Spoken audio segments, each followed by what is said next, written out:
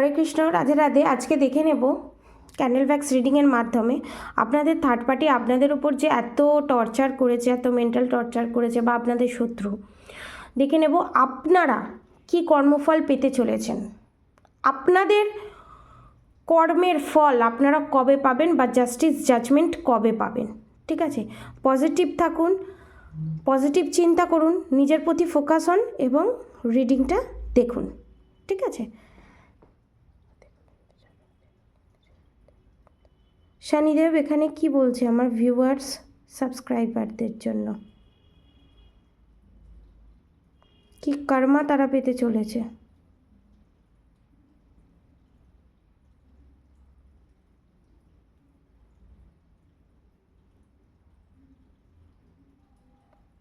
প্রথমত হচ্ছে আপনাদেরকে একটা কথা বলি,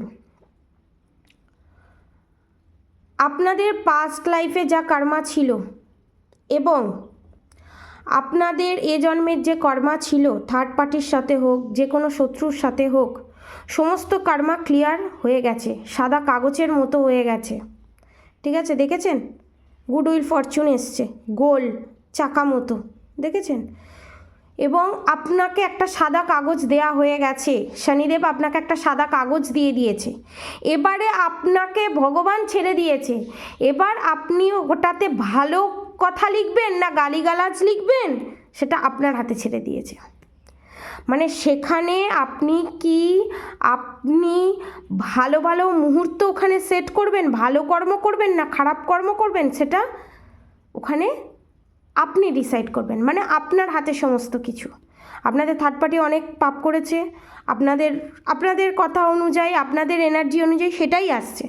আপনাদের ওপর অনেক ক্ষতির কাজ করেছে, আপনাদেরকে অনেক মেন্টাল হ্যারাসমেন্ট করেছে এবং দেখুন ব্ল্যাক ম্যাজিক করেছে। তো আপনাদের এখানে বক্তব্য হচ্ছে আমরা কি জাস্টিস পাবো না? অবভিয়াসলি জাস্টিস পাবেন বলেই না আপনাকে সমস্ত কর্মা ক্লিয়ার করে দিয়ে আপনাকে একটা সাদা পেপার দেওয়া হয়েছে। সেখানে থার্ড পার্টির বিরুদ্ধে আপনারা কোনো খারাপ কিছু চিন্তাভাবনা করবেন না। থার্ড পার্টির খারাপ হোক, থার্ড পার্টি কর্মা পাক, কোনো চিন্তাভাবনা করবেন না। একটা বাইরের লোকের মতো যা করেছে ভুলে যান থার্ড পার্টির সমস্ত কিছু, নিজের লাইফে ফোকাস হন এবং ভগবানকে একটা কথাই বলুন। দেখেছেন এখানে এলো গুড উইল ফরচুন, এবং ভগবানকে একটা কথাই বলুন যে ভগবান আমাকে যখন একটা এত বড় অপরচুনিটি দিয়েছো, আমাকে যখন এত বড় একটা সুযোগ তুমি দিয়েছো, সাদা কাগজ তুমি আমাকে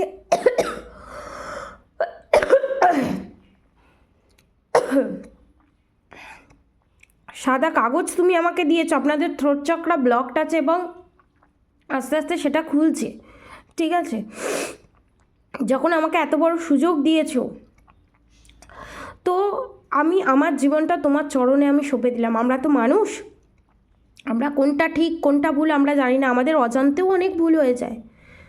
যদি অজান্তে ভুল হয়ে যায় প্রত্যেকটা সেকেন্ডে, প্রত্যেকটা পলকে, তুমি আমার হাতটা ধরে আমার জীবন, আমার সোল তোমার চরণে আমি সঁপে দিলাম।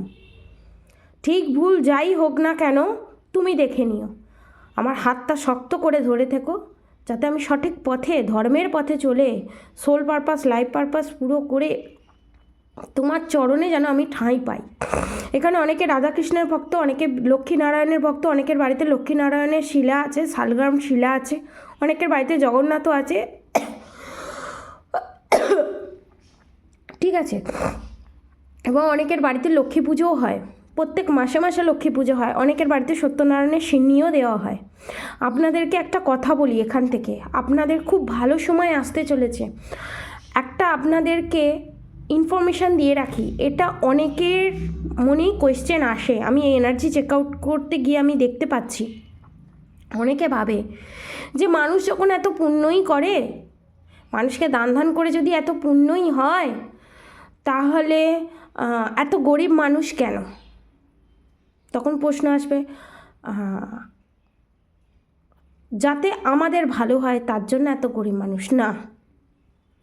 যত পাপ বাড়বে তত গরিব মানুষের সংখ্যা বাড়বে। আপনাদের কোয়েশ্চেন হতে পারে কেন? কারণ আমরা পাপ করছি, আমরা মরে যাচ্ছি। আমাদের এটা থার্ড পার্টিও হতে পারে, আমরাও হতে পারি, আমাদের ভালো কর্ম খারাপ কর্ম দুটোই হতে পারে। এখানে থার্ড পার্টি বা আপনাদের কোনো কিছু বোঝানো হচ্ছে না, অ্যাজ এ হিউম্যান বিংস হিসাবে বোঝানো হচ্ছে। ভগবান আর মানুষ এই দুটো এনার্জি দিয়ে আমি বোঝাচ্ছি। আমরা ভালো কর্ম করছি, খারাপ কর্ম করছি। আমাদের যখন খারাপ কর্মের ভাগটা বেশি হয়ে যায় বা আমরা যখন অপমান করি কাউকে, ঠিক আছে, তখন আমাদের পাপকর্মের ভাগটা একটু বেড়ে যায়। তখন আমরা কি করি, তখন আমরা ডোন্ট কেয়ার এই জিনিসটা আমরা করি বিনা কারণে। যারা কারণে করে, যাদের পেছনে কারণ আছে, আমি তাদের কথা বলছি না, কিন্তু যারা বিনা কারণে করে, ঠিক আছে, সোল তো আর মরে না, সোলের মৃত্যু হয় না, তারা মরছে, তারা আবার গরিব ভিখারি হয়ে বা কারোর পা নেই, কারোর হাত নেই, এই নিয়ে জন্মাচ্ছে, আবার সেম সার্কেল চলছে। এবং আমরাও কোথাও সে পাপ কাজটাকে বন্ধ করার জন্য চ্যারিটি করছি, দান ধ্যান করছি, পয়সা দিয়ে হোক, যাই দিয়ে হোক, এই সার্কেলটা চলতেই থাকবে। বৃদ্ধাশ্রম বাড়ছে, অনাথ আশ্রম বাড়ছে, কেন? এবং আমরা কি বলছি, চ্যারিটি করি, চ্যারিটি করি, তাহলে কি হবে, আমাদের পাপ ক্ষয় হবে। এই মেন্টালিটিটা আনাই ভুল। ফার্স্ট অফ অল ভগবানের কাছে গিয়ে আগে বলা উচিত, আমরা যদি পাপকর্ম কমাই তাহলে ভিখারির সংখ্যাও কমবে, অসহায় মানুষের সংখ্যাও কমবে, বৃদ্ধাশ্রমের সংখ্যাও কমবে, অনাথ আশ্রমের সংখ্যাও কমবে, ডিভোর্স কেস কমবে, খুন কেস কমবে, রেপ কমবে, সব কমবে। কারণ ঘুরে ফিরে কিন্তু সেই একই সার্কেল চলছে, পাপকর্ম করছি, আবার মানব জীবন হয়ে, মানব জীবন পেয়ে সেই পাপকর্ম করছি, করে সেটাকে কাটানোর জন্য চ্যারিটি করছি, আবার পাপকর্ম করছি, আবার চ্যারিটি করছি, আবার পাপকর্ম করছি, মরে যাচ্ছি, সেই পাপকর্মটা যাবে কোথায়? তখন আমাদের ওই জীবনটা দিচ্ছে। এই সার্কেল চলতেই আছে, চলতেই আছে, চলতেই আছে। দেখবেন বিদেশে যখন যাবেন, আমেরিকা বলুন, ওখানেও গরিব মানুষ আছে, কিন্তু সংখ্যাটা কম। কেন বলুন তো? উল্টে ওই দেশ থেকে এই দেশে আসে চ্যারিটি করতে, কারণ ওখানে ভাইবসটাই ওই রকম, ওখানে গ্রোথ, ওখানে এতটাই গ্রোথ হয়ে গেছে, এর থেকে বেশি আর গ্রোথের দরকার নেই। স্পিরিচুয়ালিটি গ্রোথের জন্য তারা এখানে আসছে, চ্যারিটি করছে, কারণ তাদের এই আর্থের সাথে, এই দেশের সাথে কোনো কার্মা জড়িয়ে আছে, তাদের অনেকটা ভালো কার্মা আছে। দেখবেন অনেক মানুষ কোনো কারণ ছাড়াই চ্যারিটি করে, কোনো পাপ খণ্ডাবার জন্য চ্যারিটি করে না, ভালোবেসে করে, তাই তারা উদ্ধার পেয়ে যাচ্ছে। এবং কিছু যারা এই কাজটা করছে, দেখুন কিছু কিছু দেশেতে ভিখারির সংখ্যা কম, বৃদ্ধাশ্রম কম, ডিভোর্স কেস কম, এরকম অনেক দেশ আছে, কম বেশি।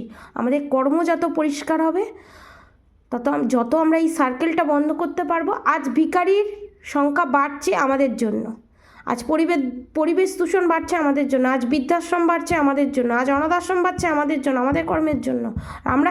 আমরা কি বলছি, তাকে যখন কোনো টাকা দিচ্ছি না, কিছু দিচ্ছে না, বলছি ওরা ওদের পাপকর্মের জন্য এই জিনিসটা ফেস করছে, অবভিয়াসলি ফেস করছে। কিন্তু তোমার যখন দরকার হচ্ছে, তোমার যখন মনের মতো হচ্ছে, তখন তুমি তাকে চ্যারিটি করছো। আর যখন তোমার মনের মতো হচ্ছে না, না আমি চ্যারিটি করবো না, তখন তুমি এখন চ্যারিটি করবো না, যখন অসময় হবে তখন চ্যারিটি করার কথা ভাববো। এটা কীরকম? এটা তো পলিসি হচ্ছে, লিটারেলি এটা পলিসি হচ্ছে, এটা স্কিম হচ্ছে। তো এই পাপগুলো যাবে কোথায়? তো আমাদের পিওর সোল হওয়াটা আগে জরুরি। তো আপনারা যেহেতু এই পথে হেঁটেছেন, পিওর সোলের পথে হেঁটেছেন, তাই আজকের রিডিংটা আপনাদের জন্য। আর যারা ওই স্কিম করছে, তাদের রিডিংটা আজকের জন্য নয়।